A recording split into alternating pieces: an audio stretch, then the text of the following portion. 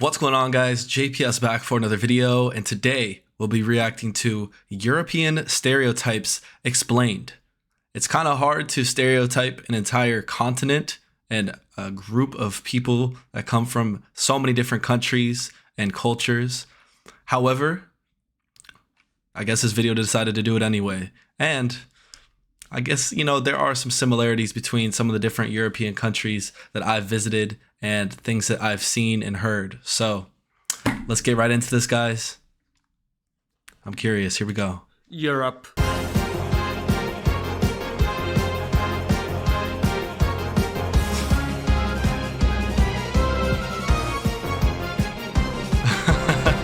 Every Midwestern white girl's favorite continent, and also a region chock full of stereotypes. In the past, we've explained them all, from every and any country in the Balkans, no matter how small. That's cause you're not a country.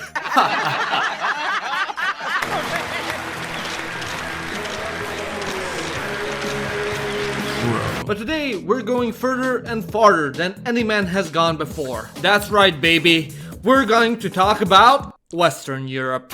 Now, if there's one single country in Europe everyone collectively enjoys making fun of, then that's France. If you've spent any ounce of time on the internet or watching TV, you've probably seen something like this. I have worked for 3 years in human resource. I'm not consider myself as a fluent. The union involves a strict responsibility and a deep solidarity. An odd guy who typically speaks with a heavy nasal European accent that can be quite snobby, rude, full of himself, and in need of a lung transplant by the age of 35 from all the chain smoking. Usually the French are associated with quite a variety of negative attributes, majority of which were assigned to them by none other than the British. Before the 19th century, for the last 800 years, the favorite pastime of the British and French was trying to wipe each other off the map. Sometimes the English would colonize them, sometimes they would colonize the English. It doesn't really matter. The point is, during the time of French rule and later on regular rule, a lot of the ruling class were of French or Norman origin. As the ruling class tends to do, they focused on distinguishing themselves from meager peasants by doing weird activities and taking a liking to fine arts. Because of which, even to this day, a lot of vocabulary for arts, law, fashion, politics, gastronomy come from the French language. Thus, as any normal sound people, the British saw this ruling class as absolutely pretentious and full of themselves, and then ended up subsequently assigning the stereotype to the entire nation. Nee, jij krijgt een enkeltje naar de rijstvelden, jij vuile sodomiet! Known across the continent as Swamp Germans for their language that sounds like Swamp German from a Germans. fever dream, and their habitat that consists of unusable marshlands they somehow turned usable, the Dutch are another group of people across Europe like to poke fun at. This is facts, though. Why is the only beer in Holland Heineken? Not only, but it's like everywhere, bro. There's so much better beer than Heineken. This picture is hilarious. Swamp Germans. Oh man, I have heard a lot of horror stories. I haven't been to France myself, but of people who visited France and weren't very happy with the service or were kind of frowned upon because they didn't speak French.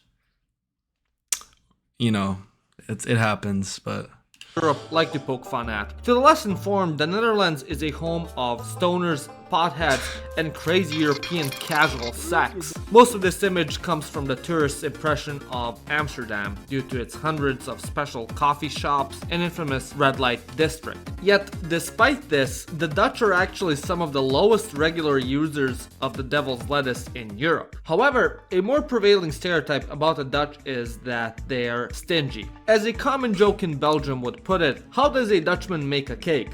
He goes to his neighbor to borrow 4 cups of flour, 3 eggs, a cup of milk, and etc, etc. Because of the stereotype, in English there's a term going Dutch, which means splitting the bill evenly, because apparently it is a cardinal sin in the Netherlands to treat someone. During house parties in the Netherlands, every guest only receives 1 cube of cheese and lunch meat, rather than a nice full platter. I don't really know where this stereotype originates from, but if you do, please let me know in the comment section down below. It's also a great... what does it originate from? It's the culture, my boy. What are you talking about? Like, that's the whole thing, is you pay for yourself as an individual. I don't know about cardinal sin to pay for others, but I don't think it's a bad thing necessarily. Like everyone's like, oh, going Dutch, they're so greedy and stingy. That's really how it should be. I feel like it's a practical and logical approach to paying for bills. People in America just don't want to pay for their own stuff. Half the time the people getting mad about this are the ones who are never paying.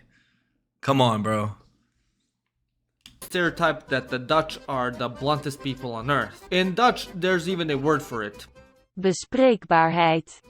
Meaning that everything can and should be spoken out loud. So, if you've got a major insecurity that's caused you never to post any pictures of yourself on social media, then you better avoid the Netherlands. It is believed that this stereotype comes from the country's Calvinist identity. Within the Calvinist church, individual efficiency, reliability, and honest self-introspection are greatly encouraged. So, because of this, the Netherlands became, well, blunt. Without acid come from Germany, everybody would be lost. The country is responsible for the holographic man.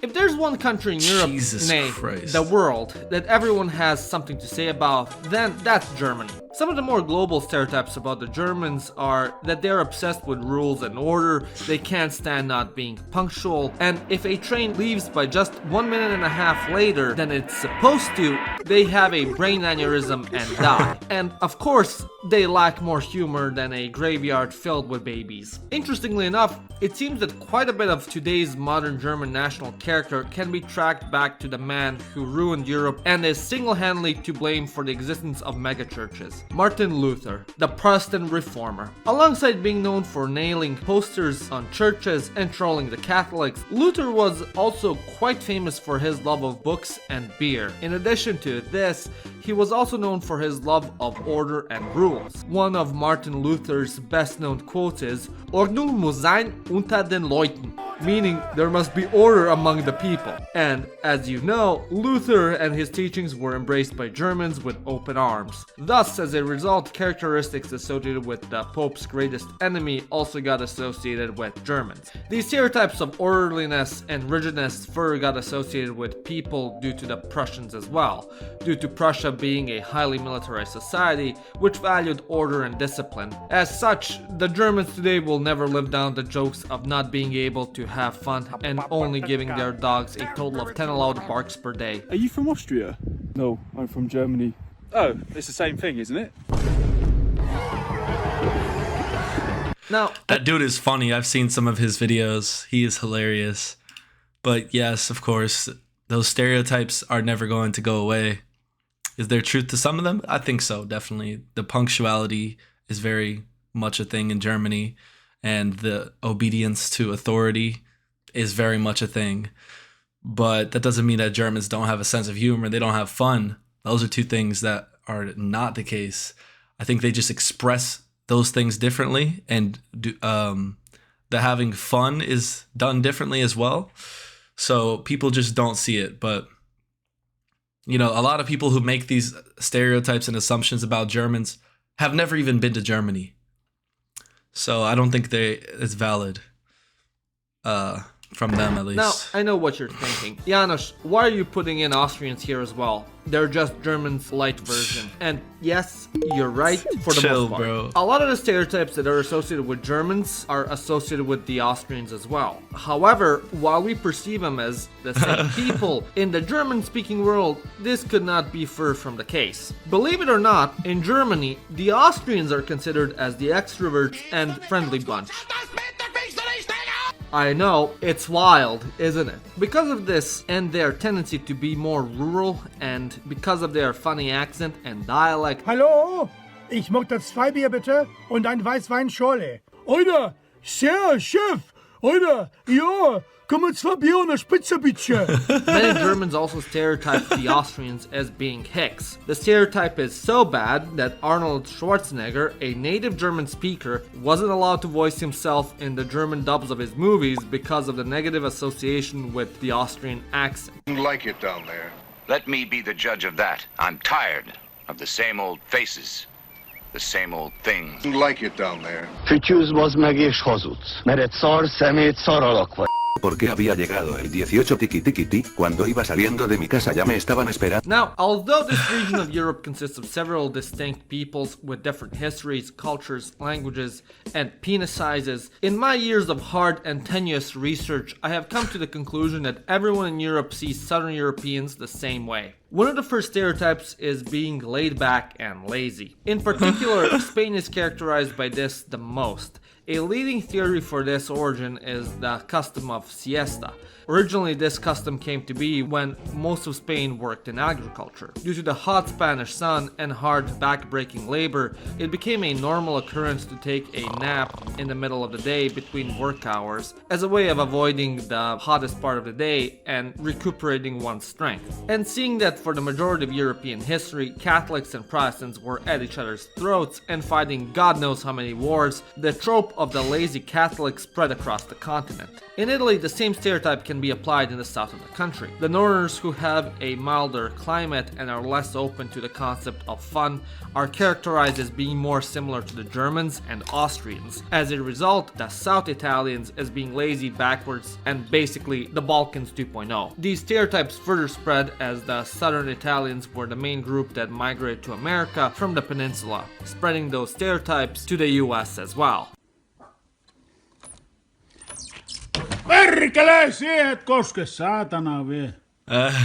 From the warm and sunny beaches of Iberia and Apennine Peninsula, we head north into the lands of snow, damp socks, and no sunshine, which somehow, despite everyone's abuse of antidepressants, is still somehow labeled as the happiest place on earth, Scandinavia. Despite being depicted as a fun-loving, jolly old puppet chef on the Muppets, the Scandinavians have a reputation across Europe of having the worst food ever concocted on the planet. Because the land is, unsatisfactory and the climate is less than ideal with a short growing season, there isn't a whole lot you can make yummy delicious food with, so they're kinda stuck with rank fish in a can. Who knows, maybe that's why they take so many antidepressants. They're also known for being obsessed with heavy metal, especially their version of Hungary, Finland. Why is this the case? I don't know. Maybe it has something to do with making up imaginary problems when your country is so perfect in every single way, dealing with staying inside most of the year, something about Maslow's hierarchy of needs. I don't f***ing know. And yeah, that would be Western Europe. I know, not nearly as fun as the Balkans, but what can you do? Anyways, what are some of your favorite stereotypes from Western Europe? And are there any stereotypes I missed? Let me know in the comment section down below. And also, if you enjoyed this video, give it a like and click the subscribe button. And if you really enjoyed it, become a member like these. Damn, bro. That was a good video. I don't know why the anime girl was there the whole time. I guess that's his style. We need to get to Eastern Europe next. But the truth is, every stereotype is a stereotype for a reason. I need to visit France, but I think that I've literally watched a bunch of travel vlogs of people visiting France, and some of the treatment that they receive is ridiculous, especially when foreigners go there. I don't think, that type of reception doesn't really happen in other countries in Western Europe. So that's why those stereotypes are in place. So it's definitely good always to travel with an open mind nonetheless. And I still would visit France regardless of these stereotypes. Because, just because the stereotype exists doesn't mean every person in the country is going to be like that. And there's still a lot of great, think about France, their food, amazing wine. I think best in the world. I don't know. It's hard not to want to go there. But let me know your thoughts on this down below. Scandinavia, though, I didn't know about this antidepressant issue. And I always have heard that these are the happiest countries in the world. Is that why? If you're taking all those pills, you're going to be pretty happy, I guess. I don't know. But thanks for watching, guys. I hope you enjoyed.